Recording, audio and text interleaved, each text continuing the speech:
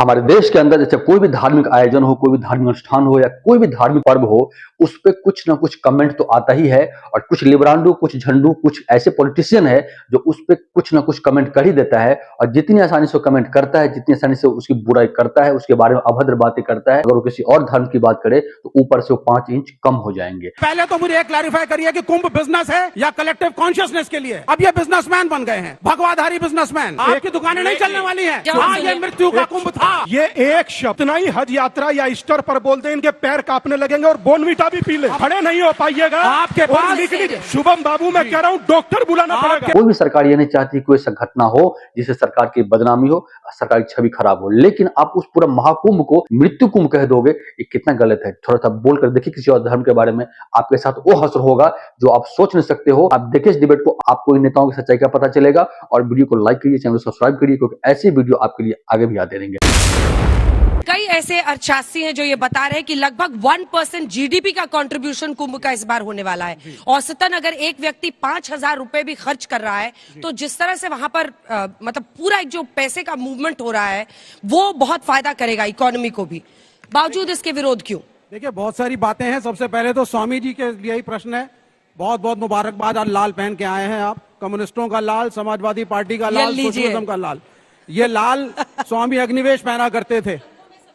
नहीं सुनिए, जब मैं बड़ा छोटा था तो मैंने स्वामी अग्निवेश को इसी रंग में देखा था और कम्युनिस्टों की रैली में देखा था। तो मैंने बोला आप कैसे आ गए स्वामी जी यहाँ पर? तो पर आप कैसे कम्युनिस्ट है कि आपने लाल ही नहीं पहना? लेकिन उनका लाल देख के खुश हो रहे हैं। ठीक है ना? तो मुझे बड़ी खुशी है कि यार आप लाल पहन के आए हैं। अब आप पहले तो मुझे क्लैरिफाई करिए कि कुंभ बिजनेस है या कलेक्टिव कॉन्शियसनेस के लिए है? कुंभ का ओरिजिन हुआ क्यों था? कुंभ का ओरिजिन धर्म के लिए। सुनिए, कंफ्यूजन कहां है? आप खुद कंफ्यूज्ड हैं। जब मैंने पूछा था, और मैं अभी ओशो के छोटे भाई से मिला था कुछ ही दिनों पहले और कुछ और साधुओं से मैंने बात करी, मैंने बोला कुंभ होता क्यों है? तो उन्होंने बोला ये कलेक्टिव कॉन्शियसनेस के लिए है कि बहुत सारे लोग जब एक साथ बैठेंगे, एक साथ प्रार्थना करेंगे, वाइब्रेशंस क्रिएट होंगी, so on and so fourth. और यही चीज मस्जिदों में होती है, जब जुम्मे की नमाज होती है, सभी धर्मों में होती है। अब ये कलेक्टिव कॉन्शियसनेस से हट चुके हैं। अब ये बिजनेसमैन बन गए हैं, भगवाधारी बिजनेसमैन। इनकी अपनी शॉप्स हैं, वो चलती हैं। कुंभ सिर्फ इनके लिए अपने पावर और बिजनेस को बढ़ाने का जरिया है। आप क्लियर होकर के सुनिए, आप क्लियर होकर के पहले तो बाबा बागेश्वर धाम जो नाम ले रहा हूं उनको क्रिटिसाइज करिए, नाम लेकर के कि उन्होंने जो कहा कि जो व्यक्ति वहां पे मर गया उसको मोक्ष मिला है, गलत है।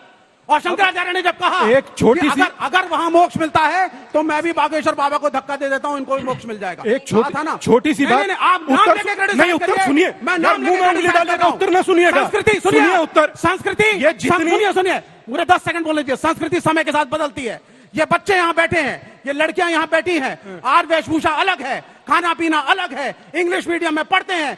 ये लड़कियां वो खाएंगी जो इनकी मर्जी है, वो पहनेंगी जो इनकी मर्जी है, उसके साथ विवाह करेंगी जो इनकी मर्जी है। आपकी दुकानें नहीं चलने वाली हैं। ये युवा जो है ना, ये सजग हो चुका है।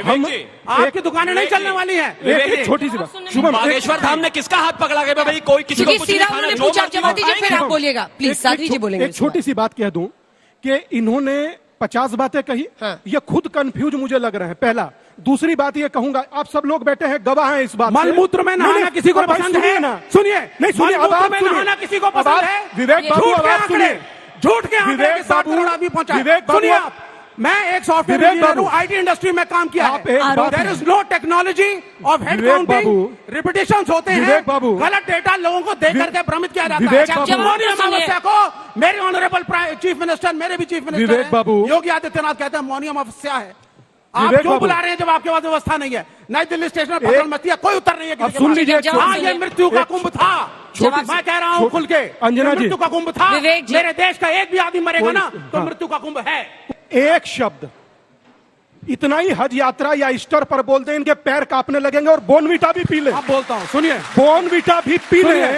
आप खड़े नहीं हो पाइएगा। आपके पास शुभम बाबू, मैं कह रहा हूँ डॉक्टर बुलाना पड़ेगा। आपके पास ये एक बात बोलते हैं, तुम्हारी आदत खराब हो चुकी है विवेक भाई, तुम्हारी आदत खराब हो चुकी है। अब बागेश्वर बाबा के डायरेक्ट सवाल पर जवाब दीजिए। मेरा मानना यह है कि जो उन्होंने कहा, शब्दों का इस्तेमाल सही समय पर वो नहीं था, ऐसा बोलने से बचना चाहिए, सिंपल। पर मैं एक बात बड़ी जिम्मेदारी के साथ फिर पूछ रहा हूं।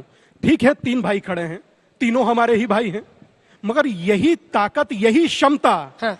इनकी उस समय शिथिलता में क्यों बदल जाती है जब बात किसी और की होती है। मैं नहीं किसी का नाम लेता। मैं ठीक, 10 सेकंड चाहूंगा। साध्वी जी नहीं, आप रुक जाइए sir, please let her speak, उसके बाद आप लोग। देखिए अंजना जी, सबसे पहले मैं ये कहूंगी कि महाकुंभ मात्र धार्मिक आयोजन नहीं है, हमारे राष्ट्र की आध्यात्मिक, ऐतिहासिक और सांस्कृतिक विरासत है। जानते हैं इन लोगों की प्रॉब्लम क्या है? क्योंकि महाकुंभ को पूरे विश्व के पटल पर सराहा जा रहा है, भारत का डंका बज रहा है, ये इनकी प्रॉब्लम है। हार्वर्ड से लोग स्टडी करने आ रहे हैं, ये इनकी प्रॉब्लम है। और जिस टीएमसी पार्टी का ममता दीदी का हवाला देकर ये महाकुंभ को, अमृत कुंभ को मृत्यु कुंभ बुला रहे हैं, जानते हैं उनके देवस्थान का जो अध्यक्ष है वो कौन है? उस बोर्ड का अध्यक्ष फरहाद हाकिम। अब आप बताइए, ऐसा व्यक्ति अगर देवस्थान बोर्ड का अध्यक्ष होगा तो क्या हिंदू के प्रति उनकी नफरत प्रत्यक्ष नहीं? और सपा की बात कर रहे हैं यहाँ पर। सपा में जो कुंभ हुआ था आजम खान के नेतृत्व में हुआ था।